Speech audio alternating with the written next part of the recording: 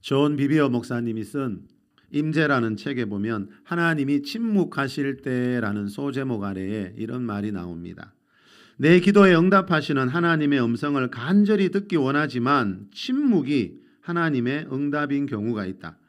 이럴 땐 마치 내 기도가 하늘에 상달되지 않고 땅에 떨어져 버리는 것만 같다. 그런 적막감 속에서 하나님 대체 어디 계시나요? 라고 부르짖고 싶은 심정이다.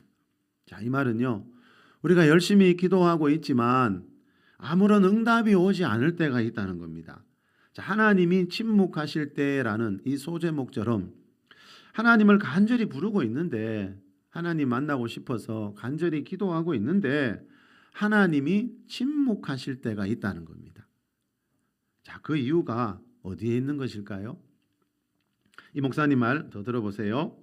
주님의 일하심을 보기 위해 이리저리 사방을 둘러보던 욥처럼 당신의 삶 속에서 일하시는 주님을 찾고 또 찾고 있다면 당신은 지금 광야의 한복판에 서 있다. 그 어떤 역사하심도 주님의 임재도 감지하지 못했다면 당신은 광야의 한복판에 서 있는 것이다. 당신은 모세가 이미 통과했던 그 길을 걷고 있다. 당신은 또한 요셉과 함께 광야를 걷고 있다. 욥은 어떤가? 하나님의 사람들은 모두 그런 광야를 통과했다. 이것은 하나님의 사람들의 필수 코스다. 하나님의 임재로 나아가려면 반드시 광야를 통과해야 한다. 이 목사님이 언급하고 있는 모세, 요셉, 욥 같은 이런 사람들은요, 그 시대에 하나님을 가장 깊이 만났던 사람들입니다. 그런데 이분들의 공통점이 뭐라고요? 이분들은 하나같이 광야라는 길을 통과한 뒤에 하나님을 만났다는 겁니다. 여기서 말하는 광야는요, 하나님의 음성이 들리지 않는, 기도해도 하나님의 음성이 들리지 않는 그런 고난의 때를 말하고 시험의 때를 말합니다. 모세는 갓난아기 때요, 애굽 왕의 딸이 양자로 삼는 바람에 그 왕궁에서 자랐습니다. 그러던 어느 날 애굽 사람이 자기 동족 히브리 사람을 죽이는 것을 보고 그 사람을 죽인 뒤에 도망가게 됩니다. 왕자의 신분에서 한순간에 도망자 신세가 되어서 40년을 살았습니다. 그런데 하나님은 한 번도 그 40년 동안 모세를 찾아오지 않았습니다. 그런데 중요한 것은요, 하나님이 영원히 나타나지 않은 게 아니고요, 이 40년이라는 광야의 기간이 지난 뒤에 찾아오셔서 모세를 이 출애굽의 지도자로 세우셨습니다. 노아 홍수 때 40일 동안 주야로 비가 내렸지요. 모세는 나중에 시내산에서 40일 금식 기도를 하지요. 자, 성경에 보면 이 40이라는 숫자는요, 고난, 시험, 연단, 자, 이런 것들을 상징하는 숫자입니다. 자, 모세가 도망자로 살았던 이 40년은요, 이 고난의 기간을 말하는데요. 중요한 것은 그 고난의 기간이 지난 뒤에 하나님을 만나게 되었다는 거죠. 자, 이 목사님이 방금 두 번째로 언급한 요셉은요, 하나님이 주시는 영적인 꿈을 2번이나 꿨어요. 그런데 이제 하나님이 꿈을 통해 하나님의 놀라운 음성을 들었으면 만사가 형통할 줄 알았는데 그게 아니고 형들의 손에 의해서 이웃나라의 애굽의 종으로 팔리게 됩니다. 자, 애굽에서 종살이 하던 중에는 누명을 써가지고 성추행범이라는 누명을 써가지고 감옥에 갇히게 됩니다.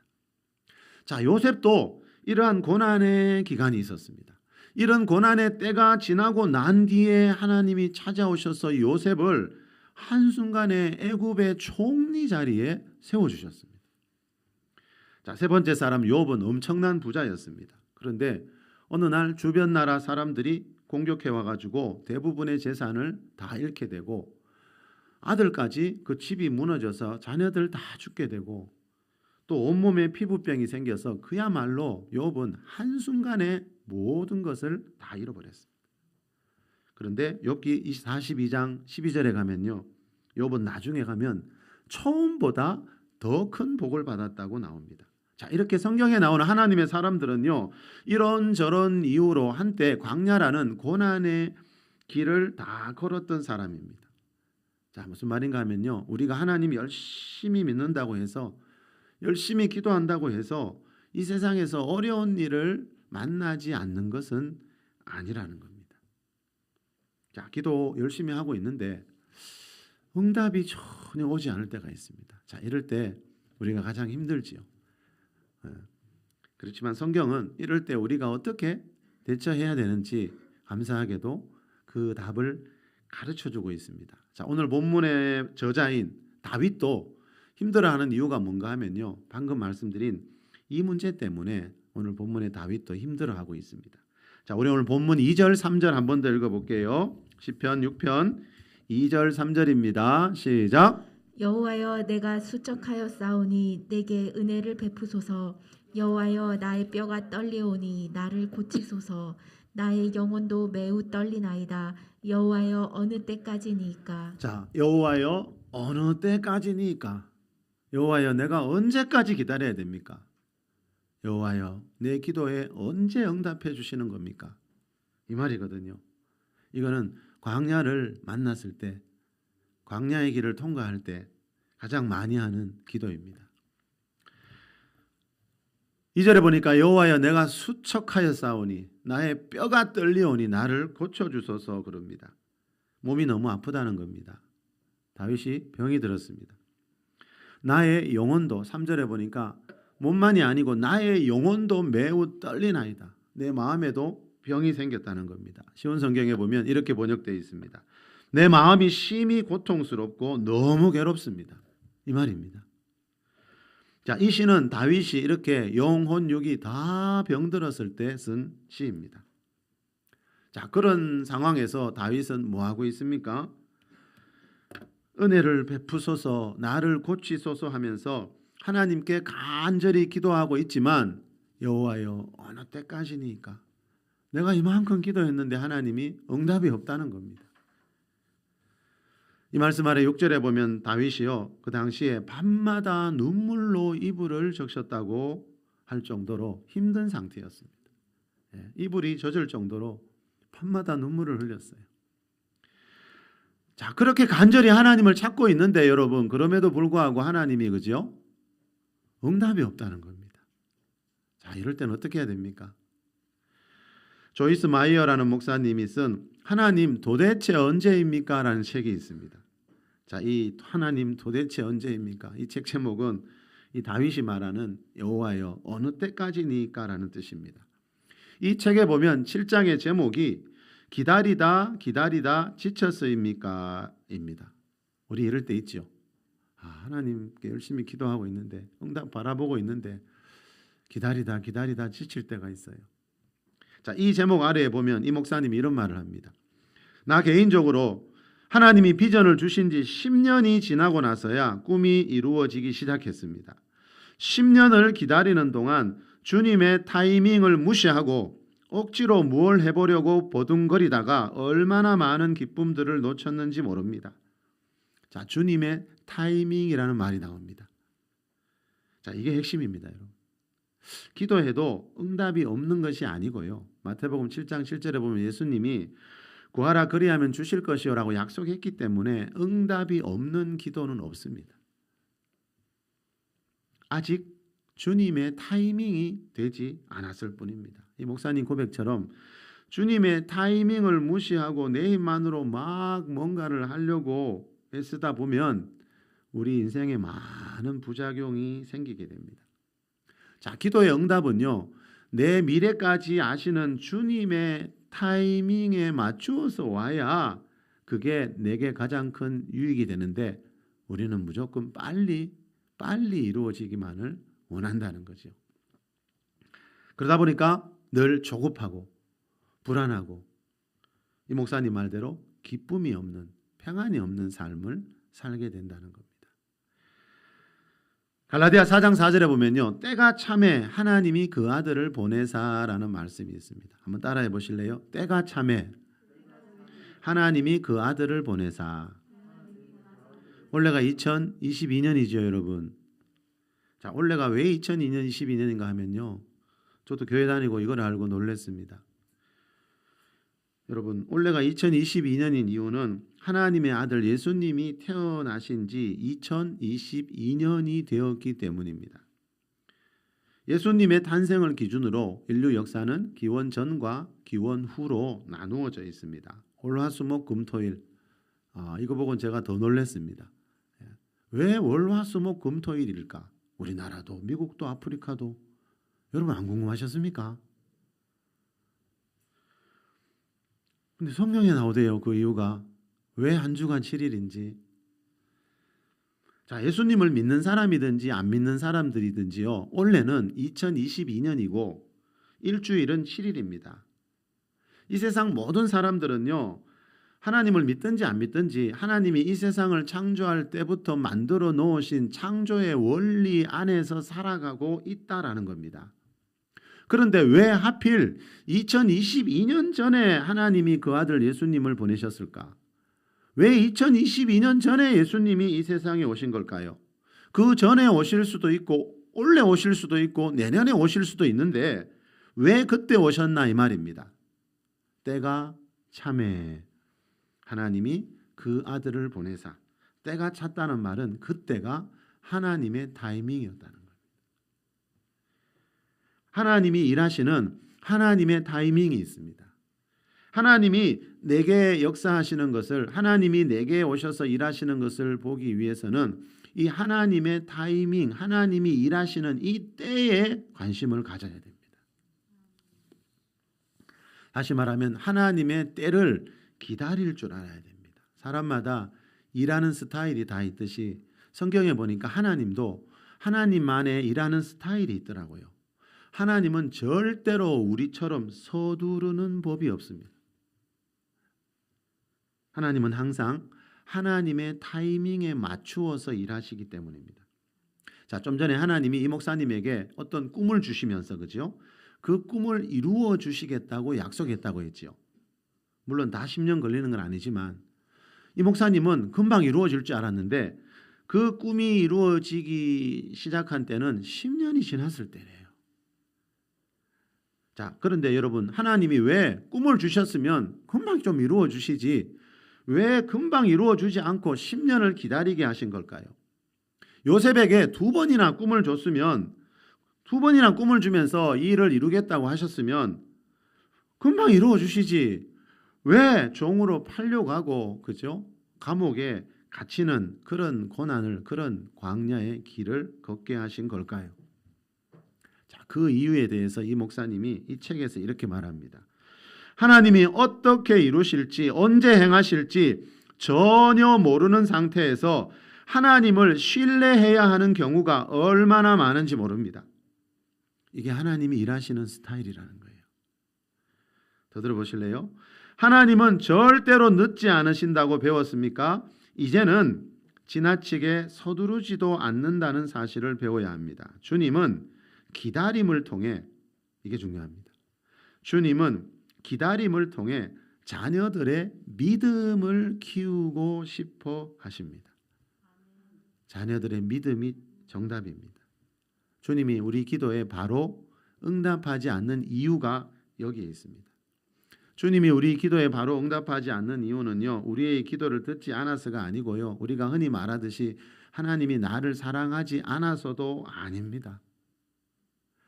우리가 간절히 기도했지만 기도에 응답이 없을 때에도 계속 기도할 수 있는 믿음이 있는지 하나님은 그걸 궁금해하세요. 오늘 본문에 나오는 다윗처럼 간절히 기도했는데 여호와여 어느 때까지니까? 그럼에도 다윗은 내게 은혜를 베푸소서, 나를 고치소서. 여러분, 밤마다 눈물로 침상을 젖히고 있으면서도 다윗은 이렇게 간절히 기도하고 있습니다. 자, 이렇게 간절히 기도할 때 응답이 없으면 누구나 실망하게 되죠. 자, 그런데 하나님은 그때 그런 상황 속에서도 그 사람이 계속 믿음을 가지고 기도할 수 있는지, 그 문제가 하나님에게는 굉장히 중요한 문제예요. 여러분도 여러분 인생 살면서 여러분이 중요하게 여기는 문제 있잖아요. 그렇다면 하나님도 있을 수 있겠지요. 자, 하나님은요, 성경에 보니까 믿음이 있는 곳에, 믿을 수 없는 환경인데 그동안 그만큼 기도했는데도 응답도 없고 더 이상 믿기 어려운 상황인데 그 상황 속에서도 하나님을 믿고 있는지, 그 상황 속에서도 하나님을 믿고 있는 사람들에게 주로 나타나시더라고요. 많은 사람들이 그러죠, 여러분. 하나님 눈으로 보여주면 나도 하나님 믿을게. 자, 그런 분들은요, 안타깝게도 영원히 하나님을 만나기 어렵습니다. 왜냐하면 하나님은 자신을 보여주면서 믿으라고 하는 게 아니고요, 하나님이 살아계신 분이라는 것을 믿는 사람들에게 자신을 나타냅니다. 그래서 하나님이 살아계신 걸 믿으면 그분을 보게 되는 거지, 하나님을 먼저 보고 하나님을 믿는 게 아니라는 거죠. 그래서 믿음이 하나님에게는, 하나님은 이 믿음이라는 걸 굉장히 중요하게 여기시는 분이라는 거죠. 디모데 1장 19절에 보면 어떤 이들은 그 믿음에 관하여 파선하였느니라는 말씀이 나옵니다. 믿음이 파선했다는 말은요, 배가 파도에 부서져 산산조각 나듯이 분명히 믿음이라는 걸 가지고 있었는데, 하나님을 향한 믿음이 있었는데 그 믿음이 완전히 산산조각 나서 다 사라졌다는 겁니다. 그런데 데살로니가전서 1장 3절에 보면요, 너희의 믿음이 더욱 자라고라는 반대말도 있습니다. 어떤 사람은 세월이 갈수록 믿음이 파선, 산산조각 나는데 어떤 사람은 세월이 갈수록 이 믿음이 더욱더 자라지고 굳어집니다. 자, 사도 바울이 볼 때 데살로니가 교회 성도들은요, 날이 갈수록 믿음이 자라고 있습니다. 자, 그런데 이 믿음이 반대로 또 파손되는 사람도 있습니다. 자, 믿음이 주로 언제 파손되는가 보니까요, 제가 목회하면서 보니까 많은 그리스도인들을 보니까요, 믿음이 주로 언제 파손되는가 보니까요, 고난이 올 때입니다. 광야길을 만날 때입니다. 그동안 열심히 믿었는데 왜 나에게 이런 어려운 일이 생기지?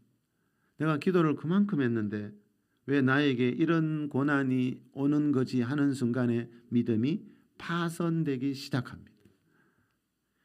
모세, 요셉, 욥, 다윗과 같은 이런 사람들에게 고난이 있었다는 것은요, 우리 같은 사람에게도 이 세상 사는 동안 분명히 고난이 있다는 거거든요. 그런데 이 고난이 올 때 사람들이 두 부류로 나누어지더라고요. 교회 안에 있는 사람들요. 여러분, 세상 사람들은 보십시오. 그 어떤 큰 고난이 올 때 대처할 수 없어서 좋은 집, 좋은 차 타고 살지만 그걸로 해결할 수 없어서 무너지는 삶들이 얼마나 많습니까? 자, 여기서 말하는 고난은요, 이 교회 안에 있는 사람들 이야기입니다. 교회를 다니는 하나님 믿는 분들 보니까요, 이 고난이 올 때 두 부류로 나누어집니다. 다윗처럼 그 고난 중에서도 계속 부르짖으면서 기도하는 사람이 있는가 하면요, 디모데전서 1장 19절에서 방금 말한 것처럼 고난 때문에 믿음이 파산하는 사람들도 있더라는 겁니다. 자, 오늘 본문 8절 9절로 한번 가보겠습니다. 우리 같이 읽어봅시다. 8, 9절입니다. 시작. 악을 행하는 너희는 다 나를 떠나라. 여호와께서 내 울음소리를 들으셨도다. 여호와께서 내 간구를 들으셨으며 여호와께서 내 기도를 받으시리로다. 여호와께서 내 기도를 받으시리로다. 자, 여러분, 이 말은 하나님의 타이밍을 기다리겠다는 겁니다. 이만큼 기도했지만 응답이 없어서 너무 힘들지만 그래도 나는 하나님의 타이밍을 기다리겠다는 거예요. 하나님이 반드시 내 인생에 개입하실 때가 있는데 나는 그 때를 기다리겠다는 겁니다. 비록 밤마다 눈물로 이불을 적시고 있지만 말입니다. 그래서 다윗이 되었습니다. 그래서 성경에 나오는 하나님의 사람들은 이게 다르더라고요.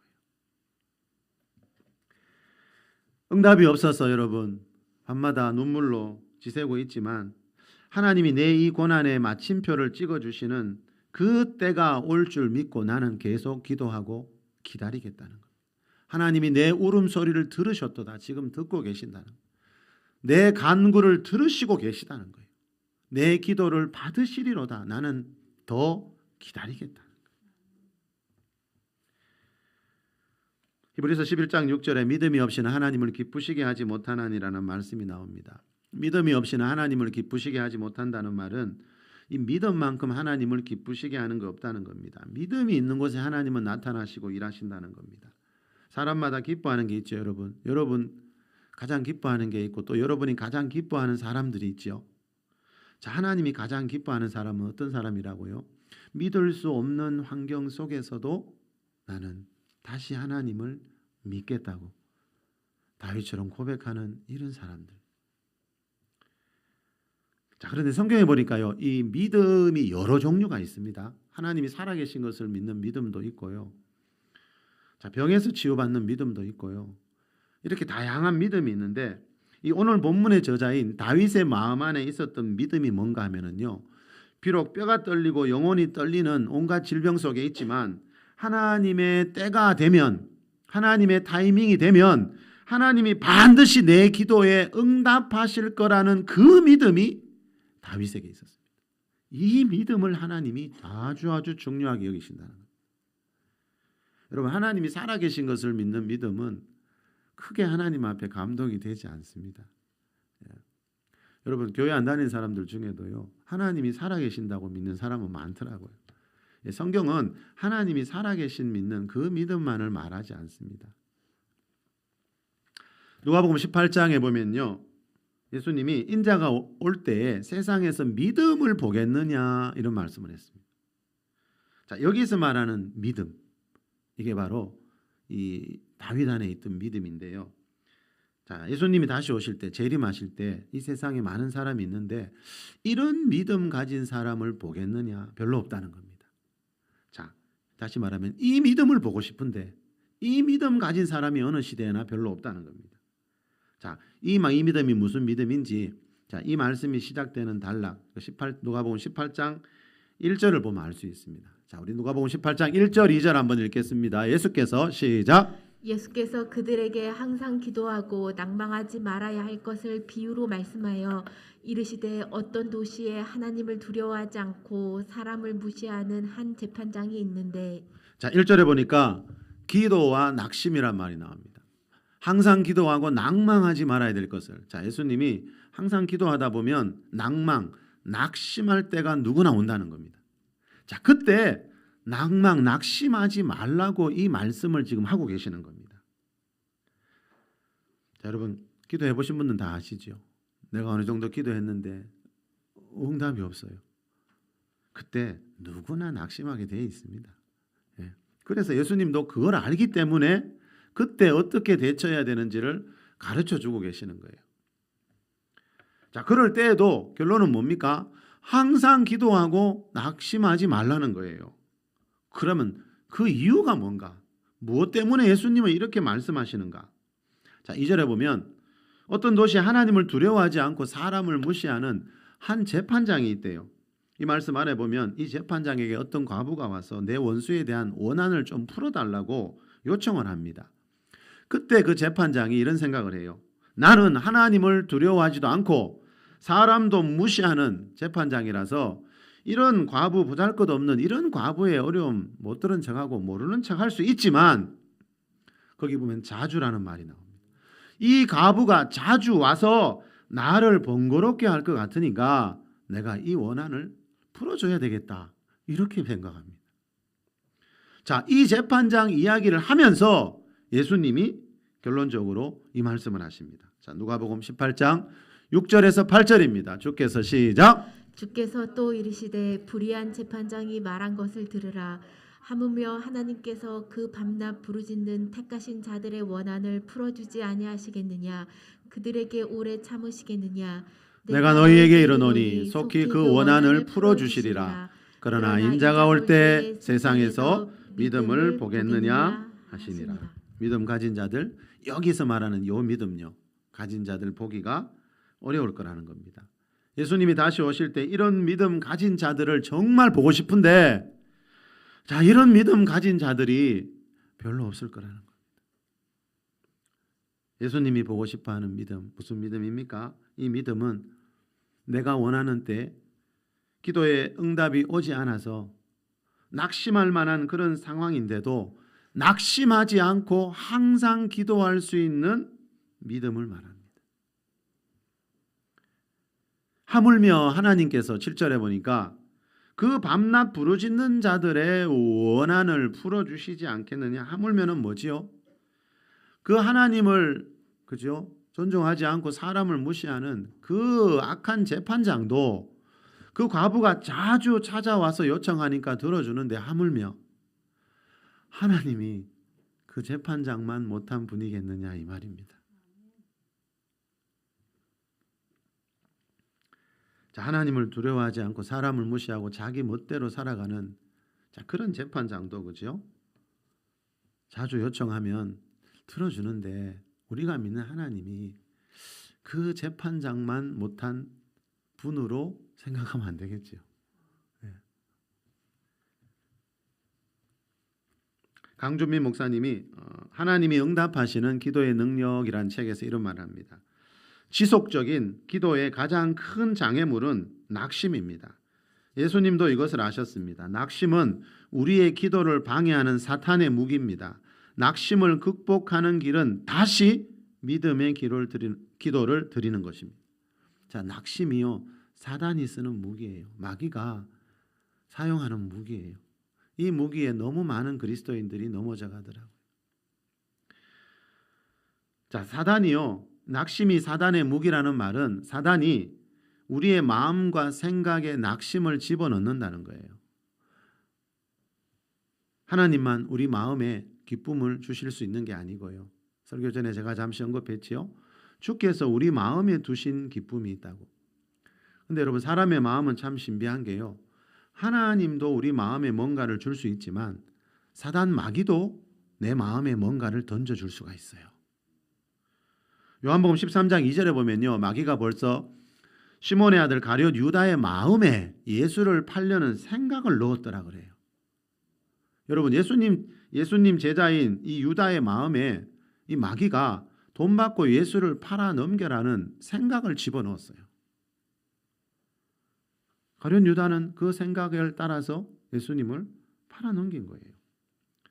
자, 그렇듯이 여러분 마귀가 예수님 제자였던 유다의 마음에 돈 받고 예수님을 팔아 넘기라는 생각을 집어넣었듯이 마귀는 기도하는 사람들의 마음에 낙심을 집어넣어서 기도 생활을 그만두게 할 수 있다는 거예요. 예수님을 팔아 넘기라는 생각을 심어줄 정도의 마귀라면 우리 같은 한 사람 한 사람 기도 생활 그만두게 하는 것은 큰 문제도 아니라는 거죠. 그래서 어느 시대나 하나님이 살아계신 것을 믿는 사람들은 많지만요. 어느 시대나 교회를 다니는 사람들은 많지만요. 기도에 대한 믿음을 가진 사람들은 보기가 어렵다는 겁니다. 자, 이 목사님 말대로 낙심을 극복하는 길은 이 한 가지뿐입니다. 낙심이 올 때 어떻게 하라고요? 다시 믿음의 기도를 시작하라는 거예요. 마귀에게 나는 낙심을 이길 수 있는 믿음의 사람이라는 걸 보여주라는 거예요. 낙심이라는 그 자체는 누구나 다 경험합니다. 근데 문제는 뭡니까? 그 낙심 이후에 두 종류의 사람으로 나누어집니다. 자, 오늘 본문에 나오는 다윗도 이 결국 기도하다가 이 낙심과 싸워 이겼다는 겁니다. 뼈가 떨리고 영혼이 떨릴 정도로 몸도 마음도 아프면 여러분 대부분 기도하기 싫잖아요. 그렇죠? 그런데 다윗은 좀 달랐습니다. 여호와여 어느 때까지니까. 여러분 믿음이 파산한 사람들은요 이런 기도도 안 하더라고요. 다윗은 그 어려움 속에서도 지금 하나님 찾으면서 하나님 앞에 여호와여 어느 때까지니까 자, 이런 기도라도 하잖아요. 그런데 믿음이 파손한 사람들은요, 아예 하나님께 기도하지를 않더라고요. 기도에 대한 믿음을 잃어버리면 하나님을 더 이상 부르지 않고 그래서 영원히 하나님과의 관계가 단절되는 경우들이 많이 일어나고 있습니다. 여호와여 어느 때까지니까. 자, 이거는 여러분 우리 몸이 떨리고 마음이 떨리고 고난의 길을 가고 있을 때 드리는 믿음의 기도입니다. 여호와께서 내 기도를 받으시리로다. 9절에 그랬지요. 여호와께서 내 간구를 들으셨으며 내 기도를 받으시리로다. 자, 그동안 열심히 기도했지만 아무 응답이 없는데 여호와여 어느 때까지입니까? 기도 응답이 없지만 다윗은 또 뭐합니까? 다시 믿음의 기도를 시작합니다. 다윗의 이 기도가, 오늘 본문에 나오는 이 기도가 응답되지 않았다면 이 시편 6편은 이 성경에 들어있지 않았을 겁니다. 자, 다윗은 분명히 기도 응답 받아서 영혼육이 치유받았고, 이 본문에 나오는 이 7절에 보니까 모든 대적 때문에, 10절에 보니까 내 원수들 때문에 지금 힘들어하고 있지요. 이 말은 뭡니까? 다윗은 영혼육 치유받고 자기 인생의 모든 원수들이 사라지는 걸 경험했기 때문에 이 시가 성경에 기록되어 있다는 겁니다. 자, 다윗의 기도가 응답받았다는 증거 중에 하나는요, 역대상 29장 28절 말씀입니다. 그가 다윗이 나이 많아 늙도록 부하고 종기를 누리다가 죽음에 그의 아들 솔로몬이 대신하여 왕이 되니라. 다윗은요, 이 시편 6편을 쓸 때부터 죽을 때까지 몸과 마음이 떨린 채로, 병든 채로 그렇게 사는 게 아니고요, 어느 날 하나님이 주시는 치유와 회복을 경험한 뒤에 나이 많아 부하고 늙도록 종기를 누리면서 살다가 아들에게 왕의 자리 잘 물려주고 죽었다는 겁니다. 말씀을 맺겠습니다. 요한복음 14장 14절에 보면 예수님이 제자들에게 내 이름으로 무엇이든지 내게 구하면 내가 행하리라고 말씀한 적이 있습니다. 저는 무엇이든지라는 말이 너무 좋습니다. 무엇이든지. 여러분, 무엇이든지라는 말은요, 내 이름으로 무엇이든지 내게 구하면 내가 행하리라. 무엇이든지라는 말은요, 응답이 없는 기도는 없다는 뜻입니다. 요한계시록 19장 예수님 재림장에 보면 예수님의 이름 중에 하나가 진실입니다. 여러분, 자기 이름을 진실이라고 하신 분이 한 번이라도 거짓말을 하면 우리는 그분을 믿을 수가 없겠죠. 그래서 성경 어디에도 하나님은, 예수님은 거짓말을 하신 적이 없습니다. 거짓말을 할 줄 모릅니다. 그 예수님이 약속하십니다. 내 이름으로 무엇이든지 내게 구하면 내가 행하리라. 단 기도의 응답은 내가 원하는 때가 아니고 하나님이 원하시는 때, 하나님이 보시기에 가장 완벽한 타이밍에 기도 응답은 내려온다는 겁니다. 우리가 생각하기에는 대부분 기도 응답이 너무 늦게 오는 것 같아요. 그럴 때 많잖아요. 그래서 다윗도 지금 여호와여 어느 때까지니까 이렇게 외치고 있잖아요. 그렇지만 좀 전에 조이어 마이어 목사님 말씀대로 하나님은 절대로 늦지 않으시는 분입니다. 하나님은 절대로 늦지 않는 분이다. 이 말은 하나님은 하나님의 때에 반드시 오시는 분이라는 겁니다. 우리 기도의 응답의 타이밍, 어느 때 그 기도가 이루어지면 내 인생에 가장 유익한지는 우리의 미래까지 알고 계시는 하나님만이 알고 있습니다. 우리는 10분 뒤에 일어날 일도 모르잖아요. 그런데 하나님은 우리 개인의 미래만이 아니고 인류 역사의 미래까지 다 알고 계시는 분입니다.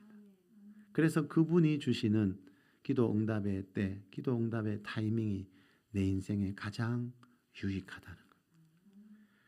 내 이름으로 무엇이든지 구하면 내가 행하리라고 하신 이 약속의 말씀을 믿고 내가 지금 어떠한 환경에 있든지 믿음의 기도를 쉬지 않는 여러분 되시기를 바랍니다. 그래서 하나님의 때에 하나님이 주시는 기도의 응답 받아서 다윗처럼 늙도록 부하고 종기를 누리는 복된 삶